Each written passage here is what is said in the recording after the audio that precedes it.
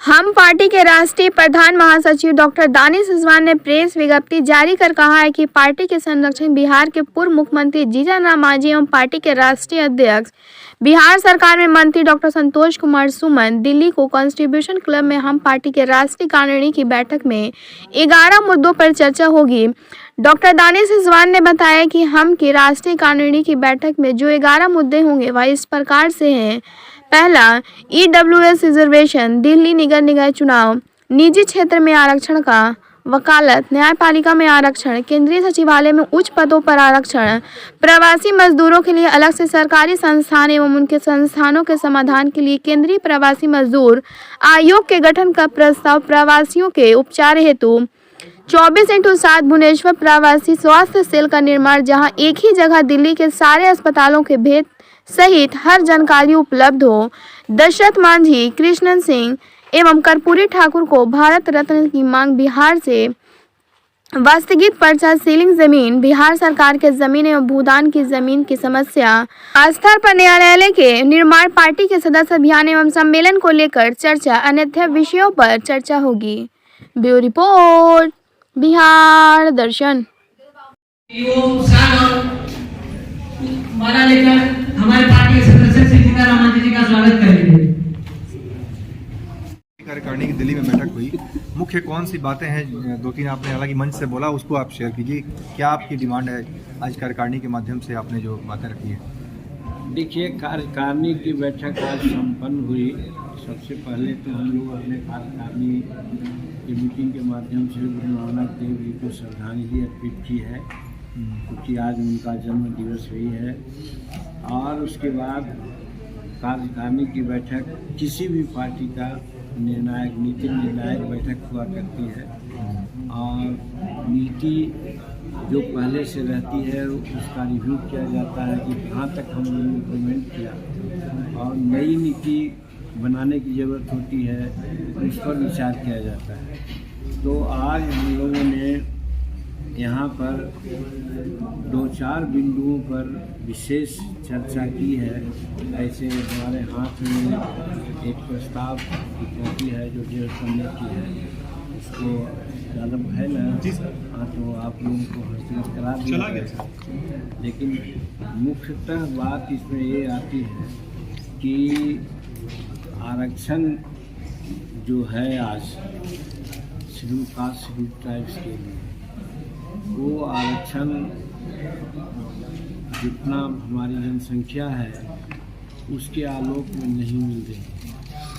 तो पहला मांग हम लोगों का यही है कि जातीय जनगणना करा के और हमारे जनसंख्या के आलोक आप हमारा आरक्षण आप दीजिए, ये हम लोग अपना मांग किया। और इस आरक्षण में कई एक प्रकार की बात आई है। एक तो है कि हमको जनसंख्या के आलोक में आप आरक्षण दीजिए, और दूसरी बात है कि सुप्रीम कोर्ट ने जो इकोनॉमिकली बैकवर्ड समाज के लोग हैं उनको जो सरकार ने 10% आरक्षण दिया था, उस चीज़ को भी हम लोग स्वागत किया है, इसलिए कि 2017 में गरीब दलितों को, गरीब स्वर्णों को भी आरक्षण मिले, उसकी वकालत हमने शुरू की थी। तो आज यहाँ पर देखा गया कि सुप्रीम कोर्ट ने उसको ओके कर दिया है, तो हम लोग उस आरक्षण को भी हम लोग स्वागत किया है, ये निर्णय को भी स्वागत किया है। और फिर आरक्षण का तीसरा मुद्दा जो हम लोगों का है कि जो अभी जनसंख्या हमारी है उस जनसंख्या के आलोक में आरक्षण नहीं मिला, इसलिए आरक्षण हमारा होना चाहिए जनसंख्या के आलोक में। और सरकारी क्षेत्रों में आरक्षण है, इसके अलावे वो प्राइवेट क्षेत्रों में आरक्षण नहीं है, इसके लिए भी हम लोगों ने मांग किया है कि आरक्षण प्राइवेट क्षेत्रों में मिले हो। तो आरक्षण के संबंध में ये 2-3 निर्णय। फिर अभी बिहार और हिंदुस्तान किसानों का राज्य और देश माना जाता है। किसानों की स्थिति बहुत यहाँ पर और किसान की स्थिति के साथ साथ क्योंकि मजदूर लोग काम करता है तो किसान और मजदूर दोनों मिल करके समस्त हिंदुस्तान में करीब 76% जनसंख्या कृषि पर निर्भर है। और उसकी हालत ये है कि चाहे संसाधन का मामला हो, टैक्सेशन का मामला हो, बिजली का मामला हो, तो हमारे किसान को बहुत दिक्कत होती है। इसलिए हमारी पार्टी बहुत पहले से और इस समय मुख्यमंत्री के रूप में हमारी पार्टी के जीतन मान जी थे तो 5 एकड़ जमीन रखने वाले किसानों को बिजली माफ़ किया था। आज पुनः हम लोग दोहराते हैं, हम लोग गठबंधन में हैं, जो भी अपने गठबंधन से कहना चाहते हैं कि 5 एकड़ नहीं 10 एकड़ जमीन रखने वाले किसानों को बिजली बिल आप माफ़ कर दीजिए ताकि हमारे किसान अच्छा पैदावार कम खर्च में पैदावार कर सके और मजदूर को अच्छी मजदूरी दे सके, जिससे कि मजदूरों का पलायन जो हो रहा है वो न हो। हर हिस्सा में पलायन हो रहा है, ये बात अलग है कि बिहार में ज़्यादा पलायन होता है, लेकिन हर हिस्सा से मजदूर का पलायन होता है। जबकि खेती सबसे बड़ा क्या कहते हैं उसको रोजगार देने का बहुत बड़ा संसाधन है। इसीलिए उसकी उन्नति हो, उसको ठीक ढंग से कम खर्च लाइए, ऐसा उत्पादन करना चाहते हैं कि भारतीय राजनीति में ये घटना घटी थी 1932 में पूना पैक्ट का प्रस्ताव आया था। पूना पैक्ट के प्रस्ताव में था कि शेड्यूल कास्ट के लिए चुनाव में सेपरेट इलेक्टोरल होना चाहिए, दोहरी नागरिकता होनी चाहिए। वो प्रस्ताव को एक कह करके टर्न डाउन कर दिया गया और ज़बरदस्ती कहा जाए और डॉक्टर अम्बेडकर से दस्तखत करा लिया गया कि इससे भेदभाव जाति उन्माद बढ़ेगा। तो लोग मान गए, हालांकि कि अम्बेडकर साहब ने कहा है कि जब पूना पैक्ट हम दर्शन कर रहे थे तो मेरे आँख से आंसू आ रहा था।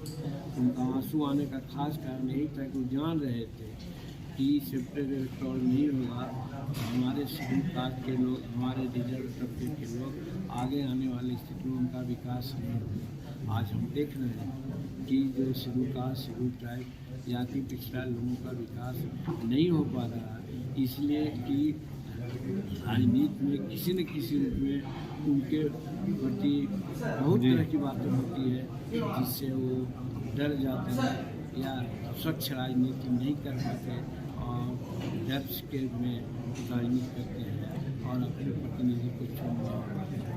इसलिए हम लोगों ने मांग किया है कि separate electoral schedule caste, schedule tribes के लिए पूना पैक्ट में प्रस्ताव दिया गया था वो तब हमारा विकास हो सकता है।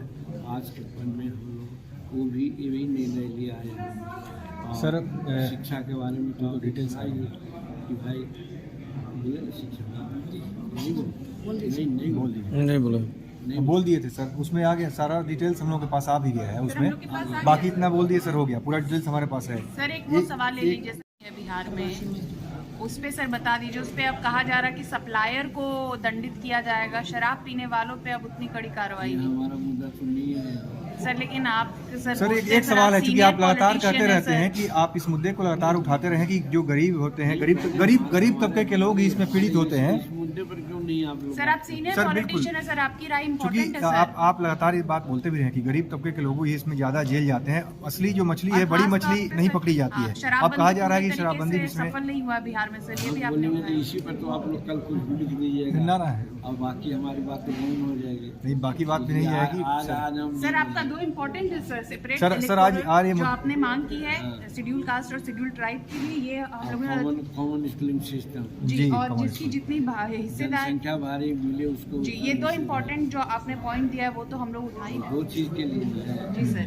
तो है राजनीति के लिए भी है और एजुकेशन के लिए है। बिल्कुल कि राष्ट्रपति का बेटा हो या भंगी का संतान, सबको शिक्षा एक से न्यायपालिका वाला भी सर सुबह चल गया है सर। न्यायपालिका वाला भी जी सर, बहुत इम्पोर्टेंट। लेकिन एक बड़ा इशू है सर, ये शराबबंदी को लेकर के बड़ा मुद्दा है सर, क्योंकि आप लगातार इस मुद्दे को उठाते रहे हैं। क्या शराबबंदी खत्म करने का वक्त आ गया है बिहार से?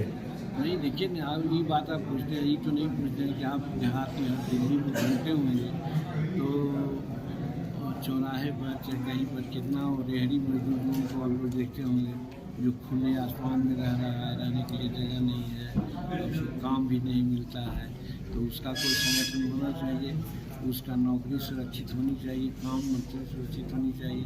ये कोई कम इम्पोर्टेंट मुद्दा है क्या?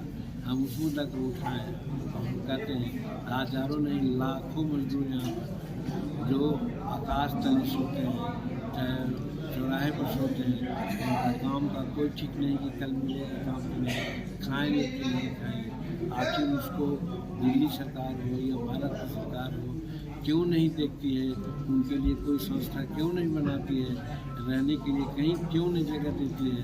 काम क्यों नहीं सुरक्षित करती है? तो अगर एक जगह मिल जाए, एक ऐसा हिसाब जहाँ से वो अपना काम करने के लिए जाए, आवे, वहाँ रहे, तो ये व्यवस्था पर हमने आज चिंता व्यक्त की है अपने। ये कोई कम इम्पोर्टेंट काम है, गरीबों का मामला है, उसको आप लोग नहीं करना चाहिए। नहीं, ये भी गरीब से जुड़ा मसला है, चूँकि समीक्षा में जो बातें आई हैं उसको तो कई एक बार ठीक है ठीक है ठीक है सर, ठीक है सर, आज यही रहने दीजिए फिर दूसरी बात जो हमने कहा प्रमुख हम लोग का मामला कि बिहार सरकार ने दशरथ मांझी और कर्पूरी ठाकुर जी को भारत रत्न की उपाधि दी जाए, इसके लिए प्रस्ताव भेज दिया है। केंद्र सरकार आज साल भर हो गया, ये दोनों को भारत रत्न की उपाधि नहीं दी, तो आज हम लोग ने मांग किया है अपने कि दशरथ को और कर्पूरी ठाकुर जी को, और साथ साथ बिहार के निर्माता के लिए बिहार का जो भी स्थिति है उसका निर्माण करने वाला डॉक्टर मुख्यमंत्री बिहार के डॉक्टर श्री उनको भी भारत रत्न की, ये आज हम लोगों की मांग है। ये परिमाण नहीं है चाहे का सर, दिल्ली एमसीडी वाला भी सर जो आप लोग ने दिल्ली एमसीडी चुनाव भी आप दिल्ली एमसीडी चुनाव में तो सिर्फ हम कहा है अपना प्रदेश अध्यक्ष को कि आप तैयारी कीजिए, चुनाव को लड़ेंगे, यहाँ चुनाव लड़ेंगे, ये बात है। और फिर उसके बाद हम लोगों ने और बहुत है, उसको ले लीजिए, देख लीजिएगा, लेकिन इतना चीज़ प्रमुख था।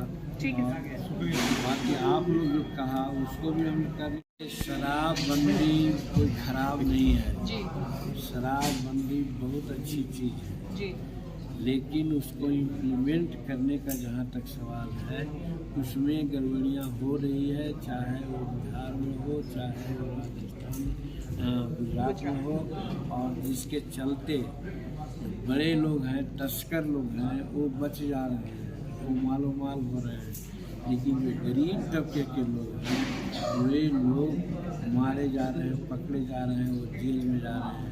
आज जेलों में बंद होने की बात अगर देखा जाए तो 70% वैसे गरीब लोग जेल में बंद हैं जो आधा लीटर या क्वार्टर लीटर दारू पी करके पकड़े गए हैं। तो ये अन्याय है, ऐसा नहीं होना चाहिए। इस पर समीक्षा होनी चाहिए कि ऐसे लोगों को नहीं पकड़ना चाहिए जो 250 ग्राम पिया हो या 100 ग्राम पिया हो, और उनको जेल नहीं भेजना चाहिए। ऐसे सरकार समीक्षा करके बनाई है, लेकिन पकड़ने वाले बदमाशी करते हैं कि जो आधा लीटर पीते हैं उनको कहते हैं कि 2 लीटर पिए, और जो ब्रेथ हैंडलर लगाता है उसमें क्या तो परसेंटेज है वो दिखला देता है ज़्यादा, जिसके चलते उन लोगों को दिक्कत हो जाती है। इस सब चीज़ पर ध्यान देना चाहिए जिससे कि शराब नीति बढ़िया से अपनाई जाए और शराब लोग न पिए, वो ज़्यादा अच्छा है। और शराब का दूसरा कारण यह और होना है कि शराब बनाने की जो प्रक्रिया है, शराब बनाने की प्रक्रिया अभी बहुत ख़राब हो गई है, इसलिए कि शराब बनाने में 1 सप्ताह लगता है और उसको महुआ के फूल को और क्या क्या को सड़ाया जाता है, वो शराब बनती है। तो वो शराब हानिकारक नहीं है, लेकिन अभी 2 घंटा में लोग शराब बना देते हैं, यूरिया खाद और क्या क्या और चीज़ दे देते हैं, और वो शराब जो बनती है और उसमें दानी जी पीते हैं तो लोग आ जाते हैं। सर इसका खंडन भी कर दीजिए, पता चला ही चल गया। ना कि ठीक है। तो मजाक में है, ये तो दाहिनी थोड़ा ठीक है। सरकार को नुकसान तो हो ही रही है, इसमें कहीं कोई दो मत नहीं है, लेकिन ये है कि कहीं कहीं कुछ फ़ायदा हुआ है लेकिन फ़ायदा कम हुआ है। और जो इम्प्लीमेंट करने वाला अथॉरिटी है उसके गलती के चलते गरीब तबके के लोगों को सताया जरूर गया है। इसलिए हम कहीं कहीं कहते हैं कि इसकी समीक्षा होनी चाहिए। शराबबंदी ठीक है।